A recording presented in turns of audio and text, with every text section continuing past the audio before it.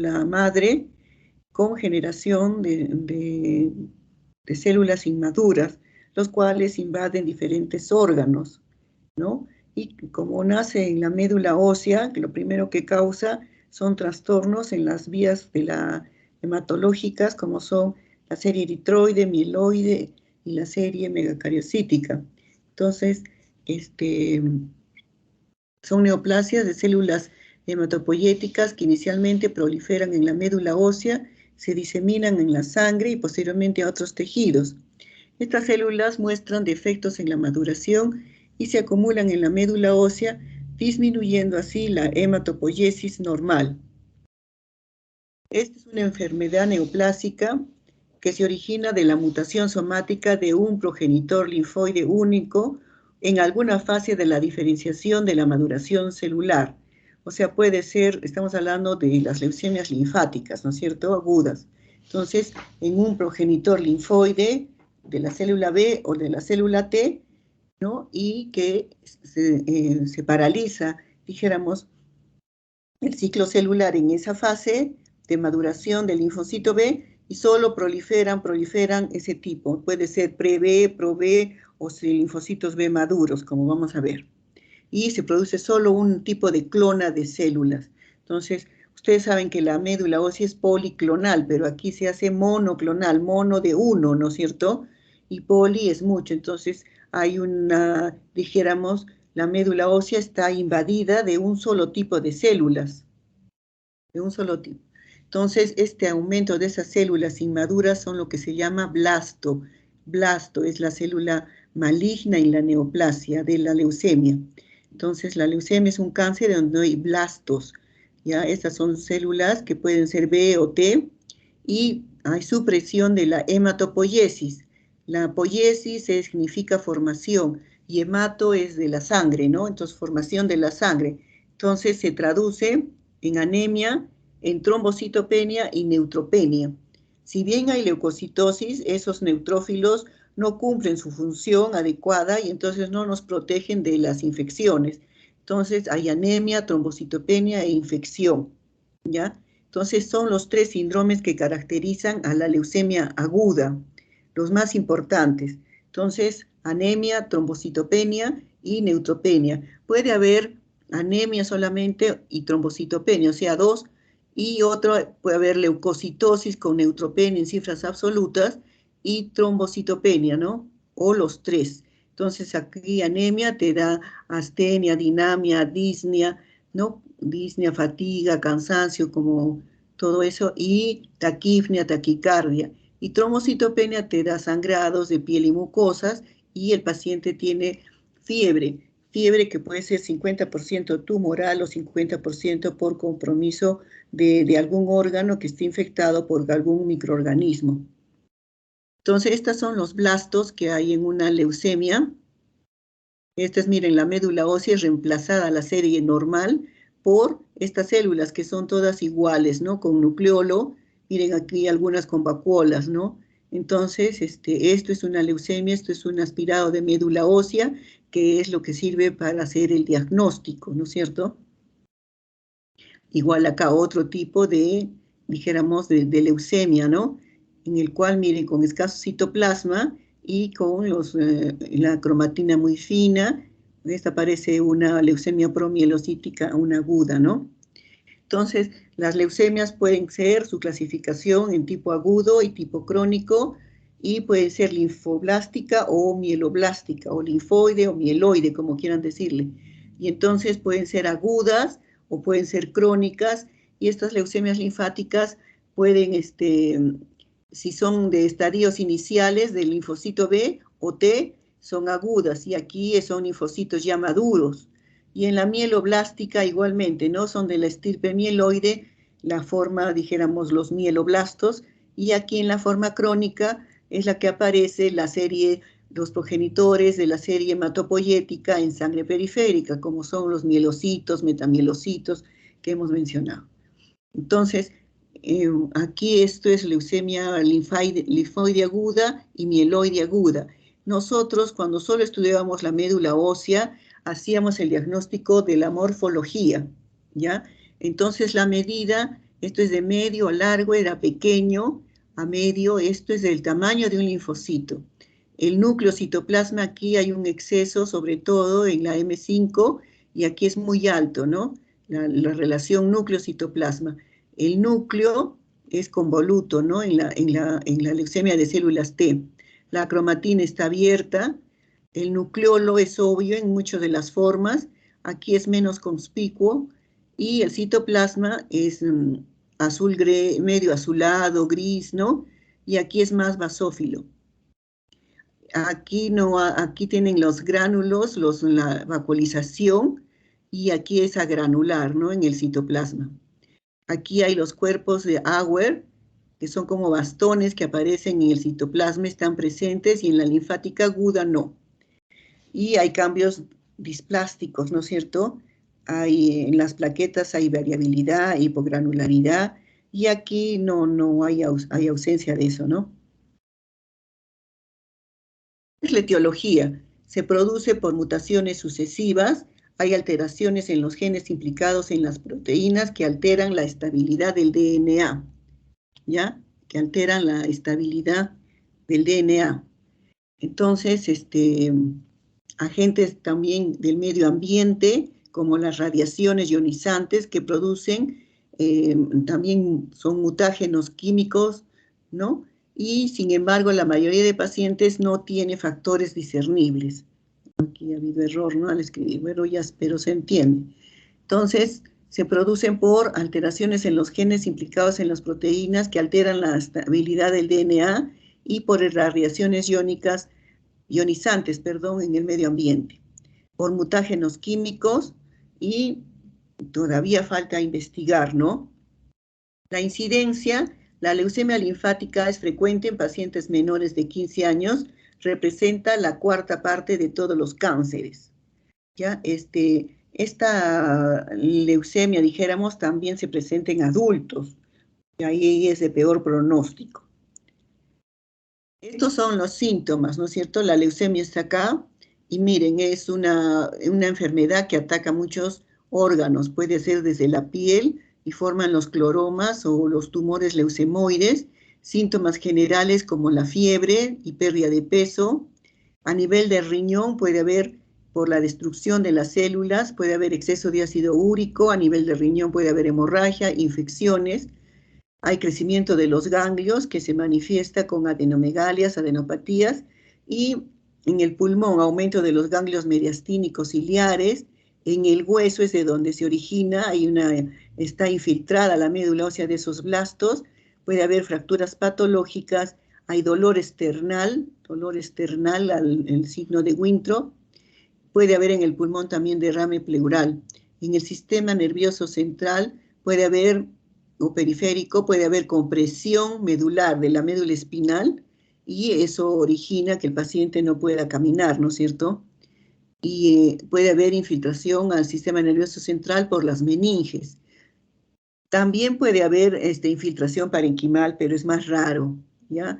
Entonces, cuando infiltra las meninges, como son células, normalmente hay 3 células en el líquido, hasta 5 podría ser como normal. Entonces, como hay aumento de células, hay hipertensión endocraniana, hay cefalea, náuseas y vómitos y papiledema.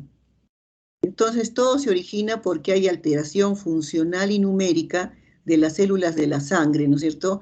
Son células que están alteradas, hay aumento, hay leucocitosis o puede haber leucopenia, pero está invadida la médula de esas células enfermas, ¿no? De plaquetas, produce hemorragias, los eritrocitos están disminuidos, lleva anemia, y los neutrófilos están disminuidos con susceptibilidad a infecciones oportunistas. Oportunistas son gérmenes que en la población normal no te dan infecciones, puede ser por hongos, por virus, etc. ¿Cuáles son los síntomas? Los síntomas y los signos son de la anemia, fatiga, letargia. Y aquí, como hay compromiso del periósteo por el crecimiento de estos blastos, hay dolor óseo, artralgias, muchas veces confundido con artritis reumatoide juvenil en jóvenes. Hay palidez, hay las petequias en miembros inferiores, equimosis. Lo más grave puede ser que hay una hemorragia intracerebral, ¿no es cierto? Hay crecimiento del hígado, del vaso, entonces hay hepatomegalia, esplenomegalia, Hay linfadenopatías que pueden ser generalizadas, infecciones frecuentes, pérdida de peso, y puede haber también compromiso en los niños de órganos genitales con agrandamiento de los testículos en los niños y en las niñas de glándulas de la mama. Entonces puede haber invasión en otros tejidos, puede ser acúmulo fuera de la médula ósea, meninges, está el síndrome de hipertensión endocraniana en las gónadas, como hemos dicho en los niños, en los testículos, en el timo te da masa mediastínica, en el vaso esplenomegalia y adenopatías. Existen factores genéticos, predisponen un 5%. Está asociado también a síndromes genéticos de alteración de cromosomas como el Down, ¿no? El Cosman, Bloom, la anemia de Fanconi, la ataxia telangiectasia, y esos tienen 10 a 30 veces más posibilidades de hacer leucemia que la población en general. Entonces, los niños con Down, 20 a 30 veces más el riesgo. Entonces, además de tener Down, después hemos tenido casos de niños con Down y que fallecen con leucemia, ¿no? También exposición continua en rayos X, los que toman las radiografías, ¿no? Los técnicos, los mismos médicos, la exposición, ¿no? Entonces, por eso usan esos mandilones de acero, ¿no? Para que no dañe la médula ósea.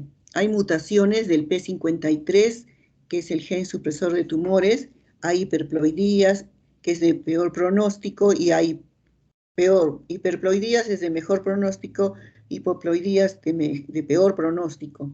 Las radioterapias, ¿no? Pacientes que reciben radioterapia por un tumor pueden terminar haciendo una leucemia. El uso de derivados del petróleo, el benceno, el pesticidas, los herbicidas, las pinturas, ¿ya?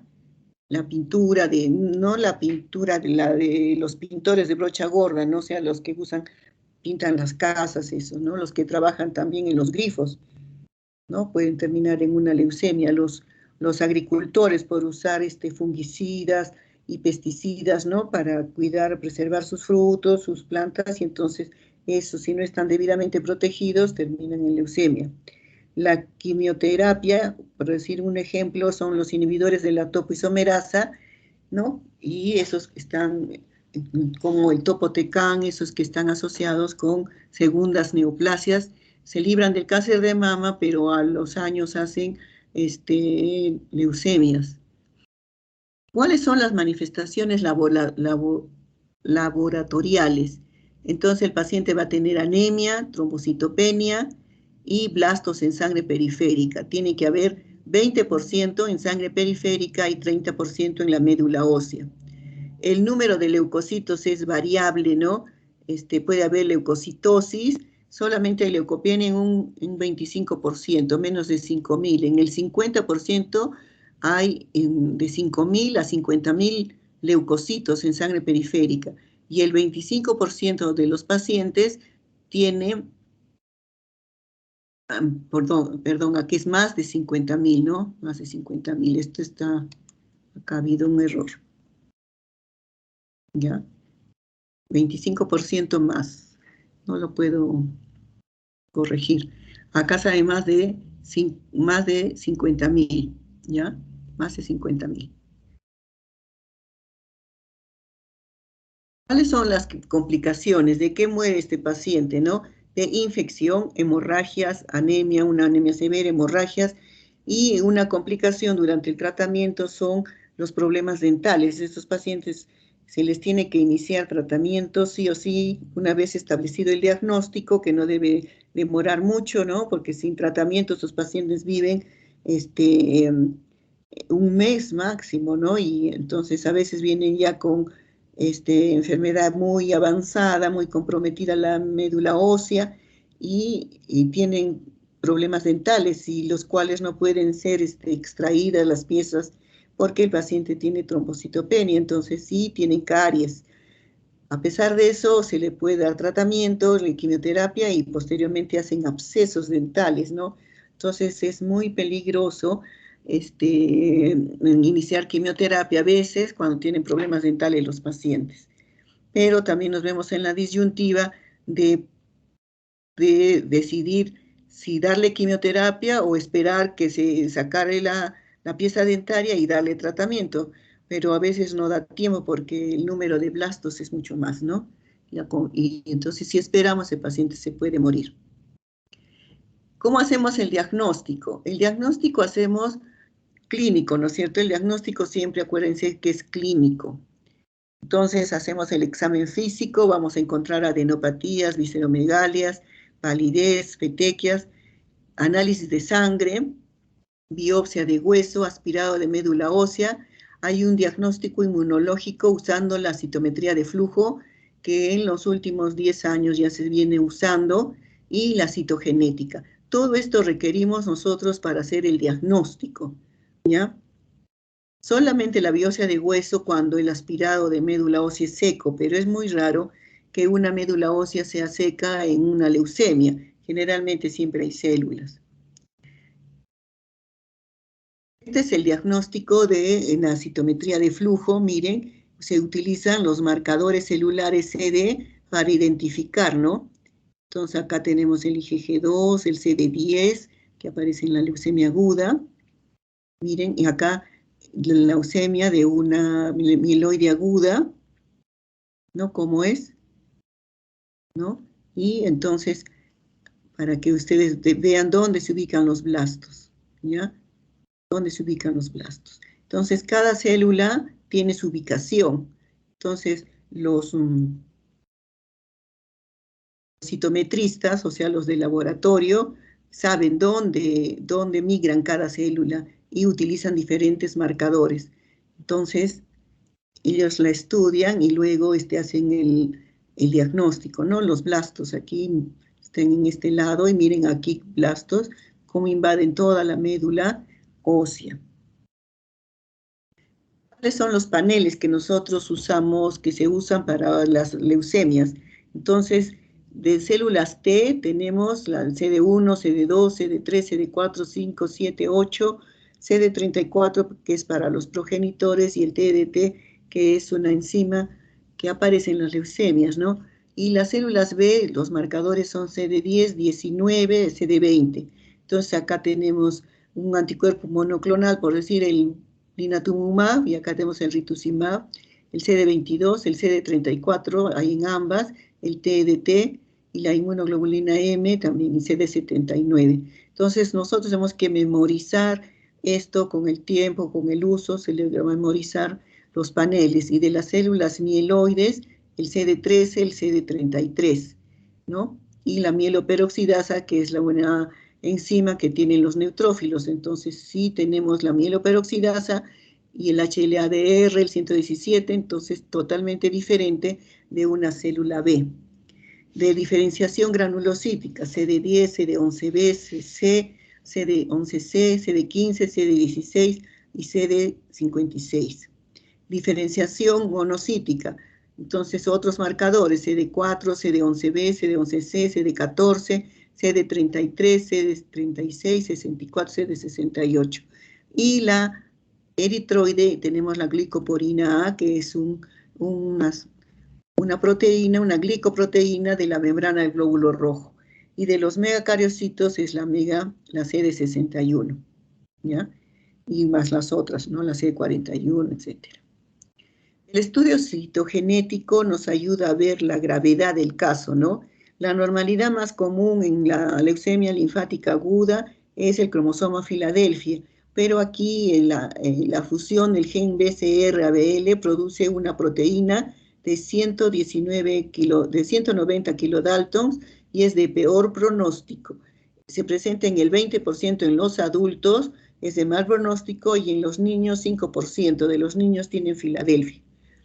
Hay otros genes más también, como la translocación 1221, que es el gen del AML1, pero el de peor pronóstico es el 922. A diferencia de la leucemia mieloide crónica, donde el BCR-ABL da una proteína de otro peso molecular y cambia totalmente el pronóstico, que es de 210 kilodaltons, y es una leucemia crónica. Y en cambio, cuando este gen da una de 190, es de peor pronóstico para la leucemia linfática aguda. Y esos pacientes deben ir a trasplante de médula ósea. Este es el estudio de cariotipo, ¿no? Citogenética. Acá tenemos el 9 y acá el 22, ¿no? Entonces se produce intercambio, translocación. Unión quiere decir, ¿no? De cambiar de sitio, translocarse. Y entonces que se produce también, aquí tenemos el 9, es el cromosoma 9, Q34, 12, que acá estaba donde se parte, es el gen ABL. Y acá tenemos el 22. Y justamente se parte en este gen BCR. Y se forma este cromosoma Filadelfia 922 con BCR ABL, ¿no? Y miren cómo ya queda, se rompe acá y este 22 ¿no? Se une ahí y forman ¿Qué son los factores pronósticos? Tenemos que de 1 a 9 años y de 10 a 15 años son menos de 15 años es el mejor pronóstico. Menor de un año, más de 30 a 35 es un pronóstico desfavorable. Y ya personas mucho mayores de 50, 60, ya es peor pronóstico. El sexo, el de peor pronóstico si el paciente es un hombre. Si los leucocitos son mayor a 50.000 es de peor pronóstico. Menos riesgo si los leucocitos son menos de 100.000. En los adultos, 25% a 30% mayor riesgo. Entonces, los pacientes que son adultos y que les da una leucemia linfática, ya pues es enfermedad incurable, dijéramos. Y la respuesta al tratamiento, entonces inicialmente se les da tratamiento con corticoides una semana para que disminuya el número de blastos. Y a la semana se cuentan los blastos y si ese paciente no ha disminuido los blastos, entonces es de mal pronóstico. Ahora se debe hacer en el día 14 acá, me he equivocado. El día 14 se le debe hacer una médula ósea y los blastos tienen que haber disminuido, ¿no? En el día 14, pero si los blastos están más del 10% en el día 14, el pronóstico es malo. Y enfermedad mínima residual tras tratamiento debe ser 0. Normalmente nosotros no tenemos blastos, nadie de las personas normales tiene blastos. Ya, aquí debe ser, mediante citometría de flujo, se hace la enfermedad mínima residual que debe ser 0, 0.001, o sea, nada. Esta es la clasificación morfológica de las leucemias agudas. Las leucemias agudas son de tipo L1, L2, L3, eso es según la asociación franco-américo-británica, y las leucemias mieloides van desde la M0 hasta la M7. Entonces, M0 mieloblástica, esta es diferenciada mínimamente, inmadura, madura, la promielocítica, la LM4 es la mielomonocítica, la M5 es monoblástica, la M6 es la eritroleucemia y la M7 megacardioblástica. Estos son los blastos, estos son los cuerpos de Auer, miren, que aparecen en las leucemias mieloides. En este caso, promielocítica, ¿no? Hipergranular con el núcleo bilobulado, ¿no? Esta es la clasificación inmunológica de las leucemias agudas, simplificada. Entonces puede ser leucemia de tipo B, leucemia de tipo A y las leucemias mieloides agudas. La leucemia de tipo B son las leucemias agudas, que su marcador diferencial es el CD79, CD10, CD34 y TDT. La leucemia linfática aguda tipo T son CD3, CD7, CD34 y TDT. Cuando sospechamos de una leucemia aguda mieloblástica, hacemos la mieloperoxidasa, el CD13, que es un marcador de la serie mieloide, el CD33, CD34, hay aumento de las células progenitoras, ¿no? Es un marcador de la célula progenitora. Y CD15 con HLA-DR. CD es la designación del grupo, Cluster Designation, y la mieloperoxidasa, las siglas es MPO, ¿no? Que es una enzima, dijéramos, la mieloperoxidasa que está dentro de los neutrófilos de la serie mieloide. Y TDT es la transferasa de óxido nucleótidos terminales, también identificada con anticuerpos monoclonales, ¿no? Con la citometría de flujo. El diagnóstico diferencial de una leucemia implica que sospeches de una púrpura, ¿no? Por el sangrado, por las petequias, pero al hacer el examen de sangre periférica vemos que hay blastos, y en la púrpura no hay blastos, entonces desechas que sea una púrpura. En la anemia plástica, en la leucemia también puede haber pancitopenia, ¿no? Pero haces la médula ósea, y aquí la médula ósea es seca, el hueso está seco, no hay células, hay una hipocelularidad, entonces, y no hay blastos. En el síndrome hipereosinofílico hay algunas leucemias agudas, sobre todo las mieloides, que se acompañan de eosinofilia, ¿ya? Y la mononucleosis infecciosa, ¿no? Que son por linfocitos atípicos, mayor del 10%, que te da hepatoesplenomegalia, te da fiebre, adenopatías, pero el cuadro clínico desaparece en 15 días. La tosferina también es una infección y estos son neoplasias oncológicas, puede confundirse con un neuroblastoma, un rhabdomiosarcoma, un retinoblastoma, ¿no? Entran en el diagnóstico diferencial, sobre todo en los niños. La terapia de esta enfermedad es complicada, es más o menos 2 años, entonces inicia con la inducción, luego viene la consolidación, una etapa de mantenimiento, ¿no? Profilaxis al sistema nervioso central durante 1 año, y si el paciente debe ser sometido a trasplante, porque no todos los pacientes van a trasplante porque no tienen hermano compatible, debe ser después de la consolidación o después de la inducción, dependiendo, ¿no? Entonces, generalmente acá, después de la consolidación, generalmente en el Perú, pero para que te acepten un paciente para trasplante, tiene que estar seleccionado, tiene que haber respuesta de la quimioterapia desde el inicio, o si hay recaída, también puede ir después de una primera recaída, se le reinduce nuevamente el tratamiento y va al trasplante. El trasplante tiene dijéramos, una curación del 50%, a diferencia de la quimioterapia, que es 30%, ¿no? Pero la curación es de por vida, ¿no? Vamos a hacer entonces trombocitopenia. ¿Cuántos alumnos quedan, Camila? Doctora, Camila tiene problemas de conexión, pero hay 40 alumnos en la reunión. Ah, ya, qué bueno. Vamos a hablar entonces ahora de trombocitopenia. Trombocitopenia es la disminución de las plaquetas. Penia es disminución, cito es células y trombos son ¿no? Los trombocitos son las plaquetas. Entonces, disminución de las plaquetas. Esta es la plaqueta. Miren, la membrana plasmática tiene una capa de fosfolípidos, miren la forma, tiene el glucocálix, tiene glucógeno, tiene los gránulos densos que contienen ADP, calcio, serotonina, ¿no? Luego tiene los gránulos alfa que tienen, miren, los factores de la coagulación, tiene el fibrinógeno, el factor 5, el factor von Willebrand dentro de la plaqueta, la fibronectina, la alfa-tromboglobulina y antagonistas de la heparina, ¿no? El factor plaquetario 4. Acá está su mitocondria, el sistema tubular, los filamentos contráctiles y un sistema canalicular abierto, ¿no?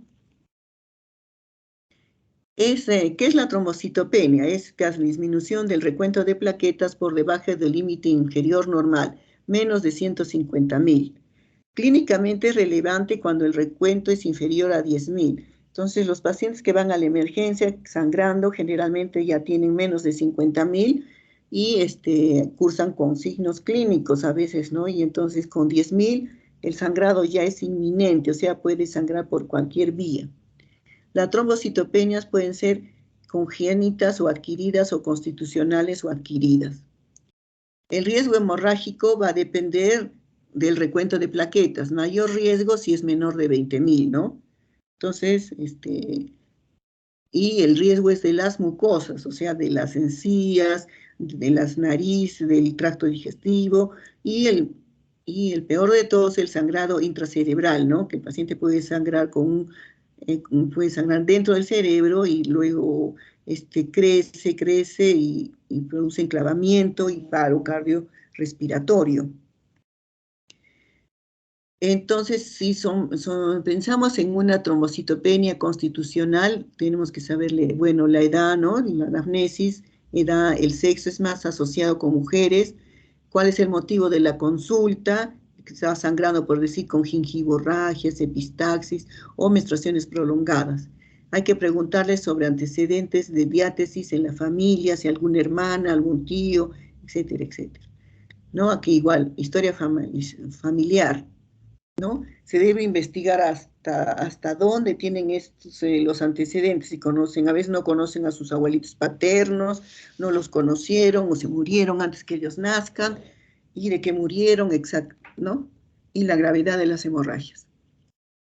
Y el patrón, si es una hemorragia aguda, crónica, si está asociado a fármacos. Entonces, cuando vemos que el paciente sangra, lo primero que debemos de preguntar es qué está tomando, qué medicinas está tomando.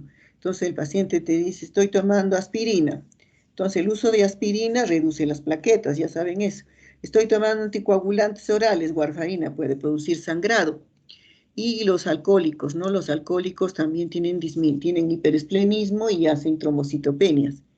Las transfusiones, cuando son masivas, y el uso de heparina también te produce las de gran peso molecular, las de mayor peso molecular, está asociado a trombocitopenia. Una cirugía reciente, los pacientes con SIDA, las vacunaciones con virus vivos, ¿no? Recientes, virus vivos, dice acá, ¿no? ¿Qué quería decir? El COVID no es un virus vivo, ¿no? Es un RNA, entonces, pero en algunos casos ha producido, dice, hay datos, investigaciones que sí produce trombocitopenia. Ya, entonces hay manifestaciones hemorrágicas de mucosas, de piel y mucosas, piel y mucosas. Entonces la piel, hay petequias, moretones, hay epistaxis, en mujeres hay metrorragia, menorragia, puede haber gingivorragia, y a veces solamente puede ser detectada por un examen de rutina. El paciente va a un control y le salen plaquetas 100.000. ¿Y qué está tomando? A veces están tomando antiinflamatorios. Entonces, los antiinflamatorios y las plaquetas no se llevan bien, ¿no? Se llevan bien, acuérdense de eso. Puede haber sangrado intracerebral o intracraneal en menos de 1% de los casos, asociados con plaquetas menos de 10.000. Entonces, esto sí es sumamente, dijéramos, peligroso. La historia natural en los casos pediátricos es aguda en el 90% de los casos y es autolimitado. A menudo tienen historia de enfermedades virales previas y que puede esperarse una resolución completa en 3 a 6 meses. Pero a veces los padres son ansiosos, sobre todo de los niños, ¿no? Se preocupan de sus niños mucho y entonces se les tiene que dar prednisona a bajas dosis, ¿no? Y a veces te exigen, pues se ponen a leer en el internet y quieren la gamma globulina, y no siendo necesario, ¿no? Ahora, en los adultos es diferente, es crónico, y el paciente hasta que acepte la enfermedad como crónica y la resolución espontánea es muy rara. Entonces tenemos un paciente que debutó con plaquetas bajas y viene un mes, al otro mes y todos los meses y siempre está el paciente yendo al hospital con sangrados y sangrados. Cada vez que va se recibe gamma globulina o transfusión de plaquetas, está recibiendo corticoides, entonces es un paciente crónico, de evolución tórpida. Entonces, antiguamente se hacía esplenectomía, pero no ha sido eliminada totalmente, siguen las guías, que la esplenectomía es una terapia también para los pacientes.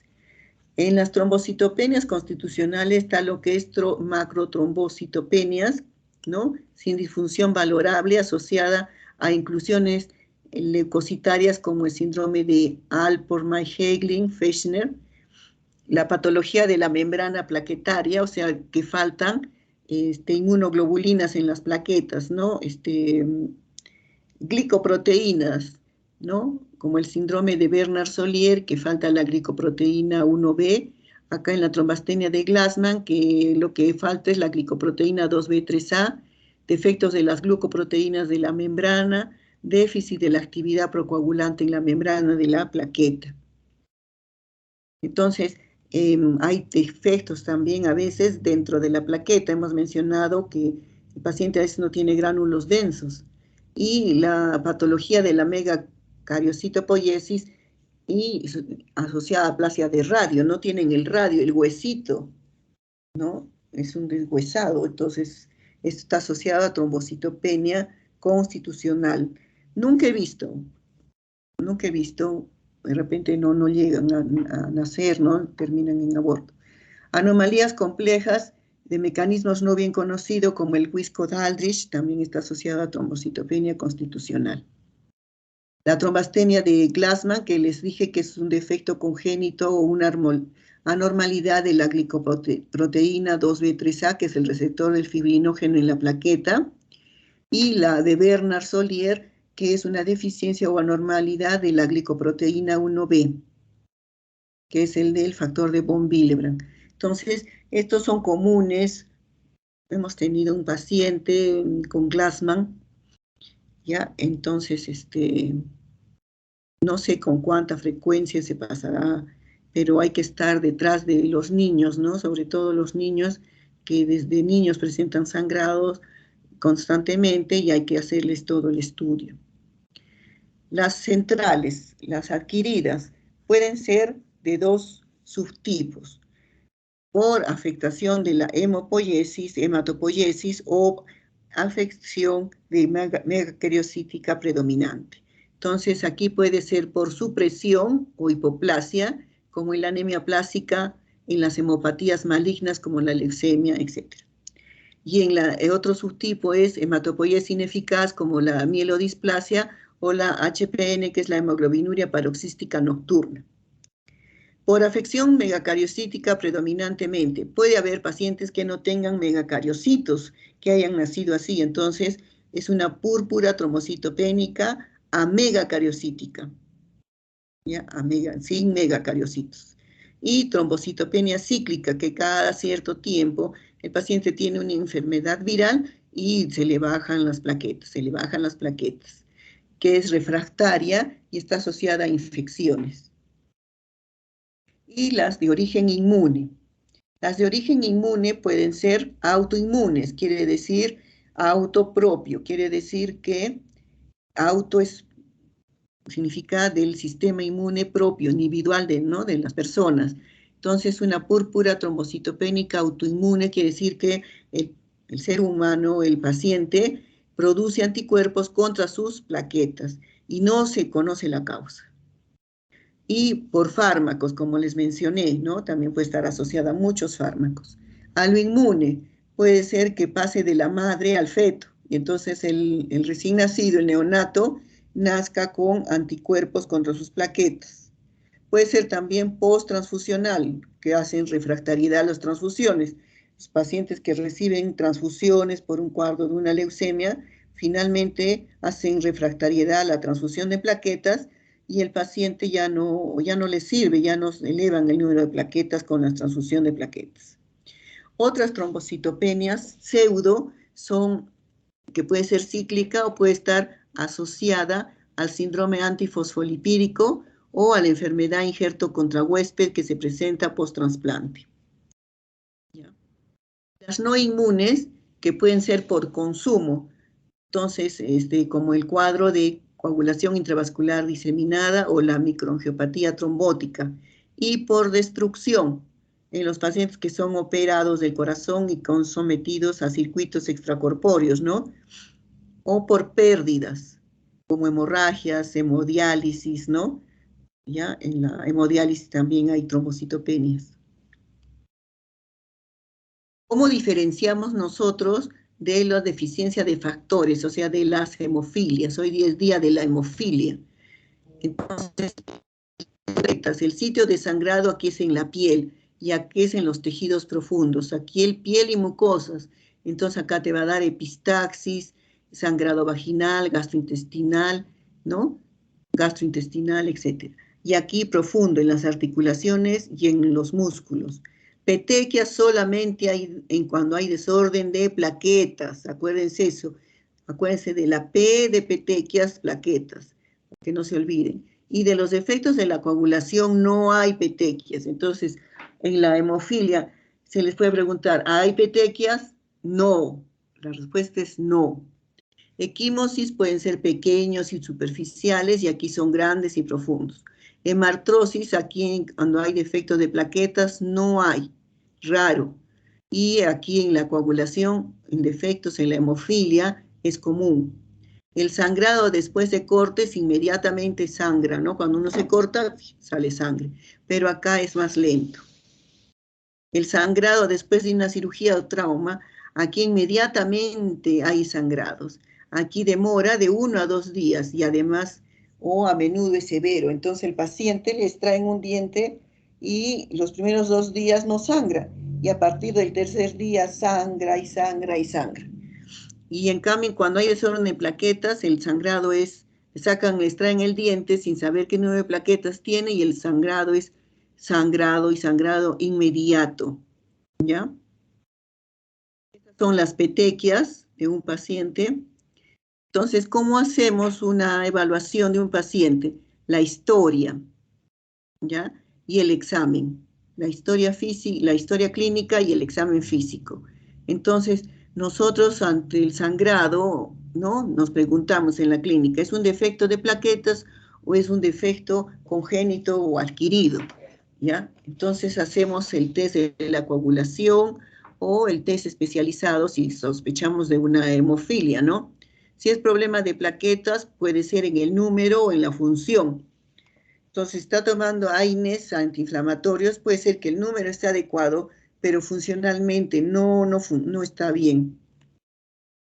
Y la deficiencia de factores, ¿no? La deficiencia puede ser hereditaria o adquirida, ¿no? La deficiencia de factores de la coagulación. El tipo de sangrado. ¿Qué tipo de sangrado es? Es un sangrado traumático o espontáneo. Entonces, cuando hay problema de plaquetas, espontáneamente le aparecen moretones, ¿ya? Sobre todo al lavarse los dientes, en las mucosas, en las mujeres hay menorragia o metrorragia, en el posoperatorio,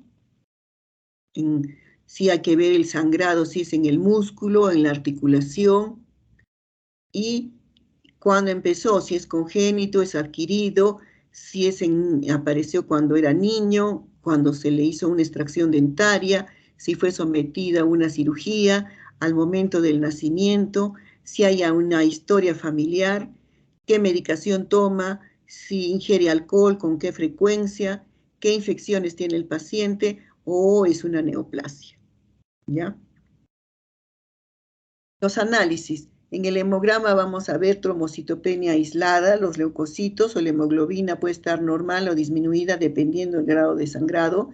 Y en la morfología hay agregación plaquetaria, puede haber plaquetas gigantes con inclusiones leucocitarias, puede haber macro trombocitopenia, algunas reducen tanto, pero las otras comienzan a hiperplasearse y son macroplaquetas, ¿ya? Sobre todo puede ser de tipo hereditario, linfocitos atípicos, y hay que ver si hay poiquilocitosis en los glóbulos rojos, policromatofilia, macrocitosis, ¿no?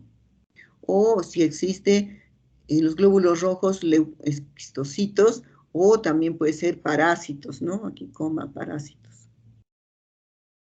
Exámenes complementarios. Nosotros debemos hacer pruebas de la coagulación si el paciente está con un CID. Debemos hacer anticoagulante lúpico si estamos pensando en una enfermedad del colágeno o si estamos pensando en un síndrome antifosfolípido. pedir autoanticuerpos en caso de colagenosis, el anti-DNA nativo, anti-Ro, anti-Jo, anti-SMID, etc. Y pedir infecciones, si sospechamos que el paciente tiene, por la historia clínica, SIDA, si tiene hepatitis, si tiene el virus hepatitis B, si tiene una sospecha de citomegalovirus, si tiene una anemia plástica, hay que pensar en parvovirus, la prueba de la antiglobina directa, o sea, del CUMS, en el caso que el paciente tenga un síndrome de Evans, que ese síndrome está asociado a púrpura trombocitopénica inmune y anemia hemolítica. También debemos estudiar la tiroides porque hay asociados a disfunción tiroidea. Si el paciente tiene hiperesplenismo, no es púrpura trombocitopénica. Entonces aquí caen varios colegas en el sentido de que ven el vaso grande y tiene plaquetas bajas. Esa es una cirrosis, pero no es una púrpura trombocitopénica inmune. En la PTI no crece el vaso, no crece el vaso. Acuérdense de eso. Entonces, varias veces consultan, no quiero decir hasta mis mismos colegas, tiene el vaso grande y están pensando en que tenga plaquetopenia. Entonces, ¿qué hacemos nosotros? Hacemos el Doppler de Laporte. Si el Doppler de Laporte está aumentada, entonces es un hiperesplenismo y entonces es una cirrosis. ¿Ya? Acuérdense. Entonces, si cae en tus manos, entonces una trombocitopenia tienes que pensar desde lupus, cirrosis, ¿no? Y vaso no tiene palpable ni con ecografía, ni con tomografía, etc. ¿Sí? La médula ósea, si en caso es necesario hacerla, va a haber hiperplasia de los megacariocitos y en caso ya que estés pensando en un estudio de una glicoproteína, un déficit de Bernard-Solier o trombastenia de Glassman, tienes que hacer el estudio ya es ultraestructural, ¿no?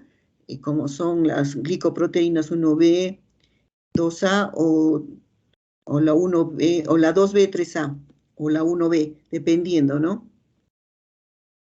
Y la púrpura trombocitopénica inmune se debe a anticuerpos que pueden ser IgG o IgM que se relacionan, que reaccionan contra sitios antigénicos en la membrana plaquetaria. Entonces, la membrana plaquetaria, acuérdense, hay anticuerpos. Estos anticuerpos se fijan contra los receptores que existen en la plaqueta. Al pasar por el vaso, unidos al complemento o no, son destruidos, son fagocitadas. Y dicen, oye, está rara, ¿no? Esta plaqueta que tiene en la cabeza, y se la fagocitan.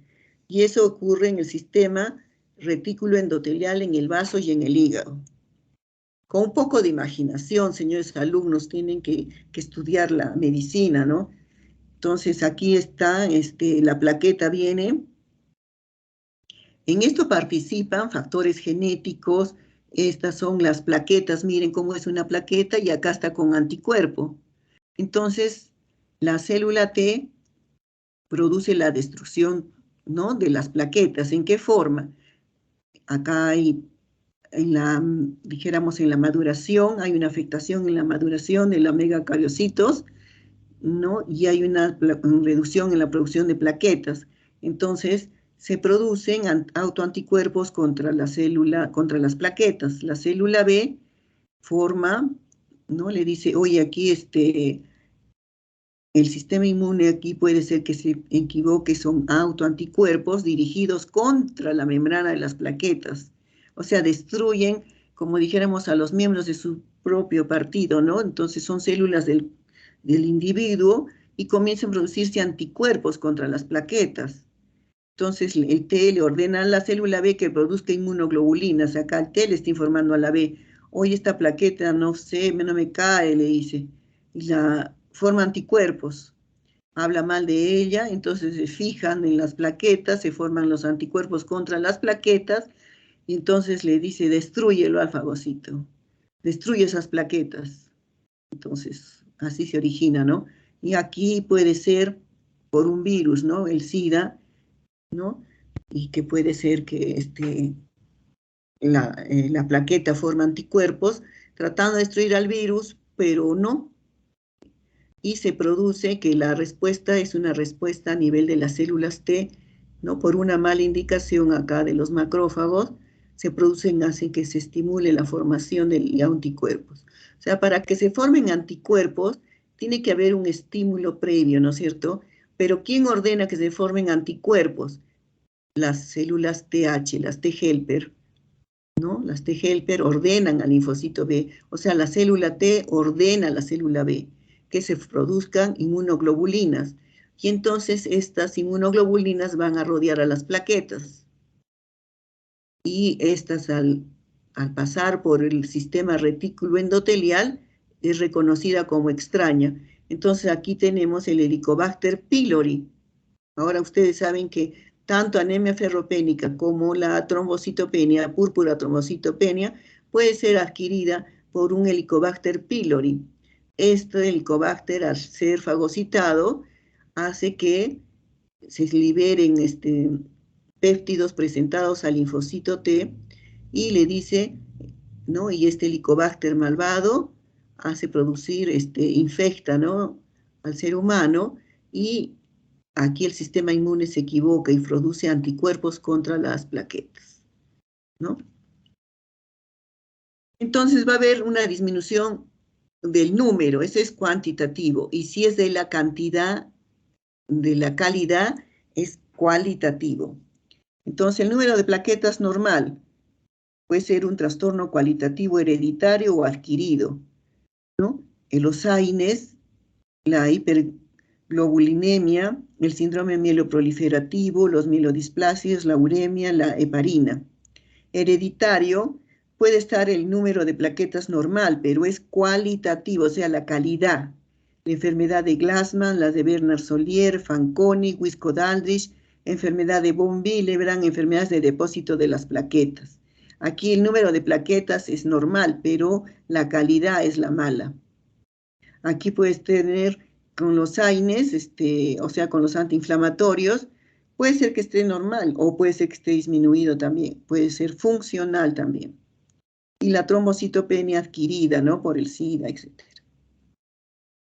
Entonces aquí tenemos esta plaqueta sensibilizada acá, reaccionan, estos anticuerpos se fijan a la membrana de la plaqueta. Este es el macrófago, tiene receptores FC para las inmunoglobulinas, ¿no? Y se fijan acá. Receptores FC, viene la inmunoglobulina, se pega al macrófago y se pega a la plaqueta. Y luego se la come, dijéramos. Trombocitopenia adquirida. Hay una disminución en la producción central, que puede ser selectiva o no selectiva, o puede ser una disminución periférica, ¿no? De las plaquetas, puede ser de tipo inmune o puede ser no inmune. Entonces, la disminución de la producción central puede ser por el uso de fármacos. El cloranfenicol, claro, ya no se usa, el cotrimoxazol, o sea, el Bactrim, ¿no? Las penicilaminas, la fenilbutazona, el etanol, infecciones virales, disminución en la producción central de megacariocitos, y no selectiva, por decir, la radioterapia, la quimioterapia, como el metrotexate, ciclo, mercaptopurina, Downo, todos los quimioterápicos. Radioterapia, en la anemia plástica, en la leucemia, en la mielodisplasia, en la mieloesclerosis, en el mieloma, en la infiltración medular, en la anemia megaloblástica, hay una disminución en la producción central de megacariocitos, pero es no selectiva. Y la de tipo inmune, idiopática, que nunca se sabe la causa, o puede ser no inmune asociado a fármacos. ¿Cuáles fármacos? Los AINES, el diazepam, el valproato, eso que usan el ácido valproico, que usan los neurólogos para las convulsiones, la clorpropamida, la penicilina, las sulfonamidas, el trimetoprim, la heparina, la metildopa. Ya no se usa metildopa para la hipertensión. Otras enfermedades son el ES, el antifosfolipídico, la leucemia linfática crónica, el linfoma, el SIDA, la mononucleosis infecciosa. Y aquí tenemos no inmunes, pero quedan cuadros, por decir, la sepsis, puede darle un CID, una coagulación intravascular diseminada, la púrpura trombocitopénica trombótica, la toxemia gravídica o llamada síndrome de Hell, y la hipotermia, ¿no? Entonces, estas son las formas adquiridas de la trombocitopenia. Esto es lo mismo, ¿no? Lo mismo en inglés. Los diagnósticos pueden ser, acuérdense, trombocitopenia, infección, fármacos, puede ser hereditaria o adquirida. Entonces, si es de diagnóstico reciente, la púrpura trombocitopénica inmune, o sea que no logras, tienes que descartar todo esto, que no tenga SIDA, que no tenga alguna enfermedad además, y recién puedes llamar inmune, que no tenga lupus. Entonces se le inicia corticoides o gamma globulina. Si persiste de 3 a 12 meses, se usa el micofelonato o el rituximab, o también se usa ahora el trombopac, que es un agonista de la trombopoyetina. Si es PTI crónico, se usa más de un año. Entonces, el paciente, agonistas acá de los receptores de trombopoyetina en forma continua, se usa el rituximab, pero ya nos han cortado el uso, no sé por qué. La dexametasona, el micofelonato, mofetil o ácido micofenólico, es lo mismo. Una paciente reclama que yo le receto ácido micofenólico y viene y me dice que no es lo mismo que el micofelonato. La ignorancia es atrevida a veces, ¿no? Y entonces, como la llamada por teléfono no ves la cara de la gente, creo que hay que hacer videollamadas, ¿no? Para ver sus expresiones. Y creo que así se intimidan un poco, ¿no? Porque son muy malcriados. Otros medicamentos son el danazol, la dapsona, la hidroxicloroquina y la esplenectomía, cuando la PTI es crónica más de 12 meses. Estas son las siglas, ¿no? Micofelonato mofetil, el TRAS es el agonista del receptor de la trombopoyetina. Y acá tenemos, miren, las petequias, ¿no? En miembros inferiores. En miembros inferiores. Y acá, mira, petequias y equimosis, ¿no? Y estas ya, miren, las petequias son del puntiformes, ¿ya? Que no desaparecen a la presión y, ¿no? Y no son palpables como el caso de la vasculitis. Las vasculitis ahí se palpan, o sea, hay como pápulas. Y acá, no, nadie se libra de ¿no? Este gato, miren, tiene acá. No es por un golpe, ¿no? Sino también pueden aparecer dentro también del ojo, fuera del ojo, ¿no? Las hemorragias. Ahí y ahí se acaba, los estoy mirando, ¿ah? ¿Cuántos hay, mi querida Carolina? ¿Están ahí? Sí, doctora, somos 34, 35. Poquitos, ¿no? Bueno, muy bien, están los de mi grupo. Entonces, ¿alguna pregunta, duda o murmuración? Después vienen las críticas. Doctora, yo quería hacerle una pregunta. Dime, a ver. ¿Cuáles son las causas por las que se pueden producir una detención en en la serie granulocítica? O sea, una detención a nivel de los mieloblastos o a nivel de los mielocitos y metamielocitos. Como detención. O sea, ese es pues un origen, las neoplasias son de origen genético o ambiental. Entonces, hemos dicho que las neoplasias son producidas a nivel de la célula stem, no se diferencia adecuadamente. Entonces, la cosa no es tan sencilla. Yo las he mencionado así en forma sencilla, pero existen mutaciones en los cromosomas, en los genes, y no solamente una. Hay varias mutaciones, translocaciones, deleciones, hiperploidías. Todo eso genera las leucemias, los cánceres. Entonces, no es un solo, dijéramos, factor, ¿no? Sino sobre esa mutación hay otra, hay translocaciones, deleciones, hiperploidías, hipoploidías. Entonces, hay pacientes que tienen alteraciones cromosómicas, cariotipo complejo, se dice, ¿no? Ahora, nosotros, en la magnitud que tenemos, no podemos ahorita no hacer esos estudios genéticos, no tenemos FISH, ¿no? En el caso, por decir, del mieloma y la de lesión del 13, no tenemos en el Perú cómo hacer ese diagnóstico de la lesión. Entonces, algunos laboratorios ayudan, mandan al extranjero, ¿no? Por decir, en la leucemia mieloide crónica, en la mutación del T315I, pero no es la única mutación. Entonces, en la parte genética se ha desarrollado mucho en los trastornos genéticos. No es uno en un paciente, existen muchos más. Entonces, en un solo paciente hay el historial de las estructuras moleculares alteradas genéticamente. No es uno, sino un paciente puede tener hasta 50 o más. Y los que no responden son los que tienen las peores, ¿no? ¿Entendido? O sea, es que yo no quiero complicarles la vida con eso porque ya eso es ya de la especialidad, pero sí hay muchas alteraciones genéticas, cromosómicas, ¿no? Que fácilmente, ahora, ¿cómo se originaron? El ambiente, ¿no? Las radiaciones ionizantes, el uso del benceno, la exposición, el cambio climatológico lógicamente altera. No podemos comer pescado que tiene mercurio, no podemos tomar el agua cruda que tiene helicobacter, no podemos, y así, todo está infectado. Y entonces, y las guerras nucleares, todo eso afecta, todo nos afecta a el uso del mercurio, ¿no? Han visto que el mercurio contamina el agua de algunos sitios en Cajamarca, ¿no? Que los niños toman mercurio, y el agua contaminada, y aquí nosotros no podemos tomar agua cruda. ¿Por qué? Porque tiene a veces tiene el óxido de las cañerías, todo eso daña el DNA, se repara, es cierto que se repara, pero ahora como es centro minero, esos relaves de las minas, ¿a dónde va? Al agua, ¿no? Y entonces todo eso causa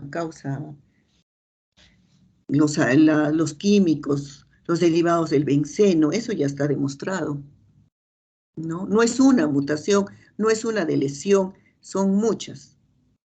Y los factores ambientales, familiares, todo eso influye.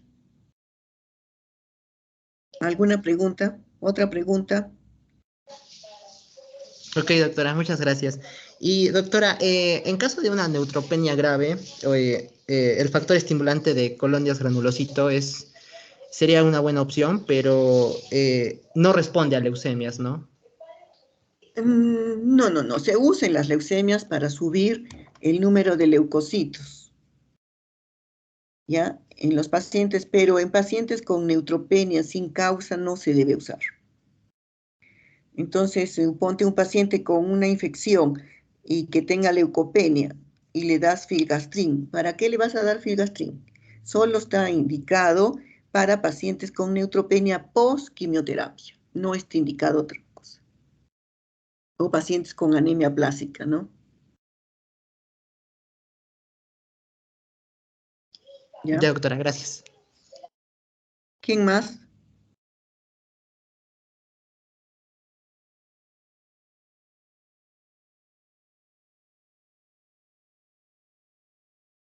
Camila. Creo que hoy día termina el ciclo de nuestras clases. Espero que estudien, les hemos hecho de una forma sencilla, práctica, pensando en el futuro, de que ustedes se acuerden lo básico como para hacer un diagnóstico. Y espero de esta promoción que haya bastantes hematólogos, que en el Perú solamente somos 200.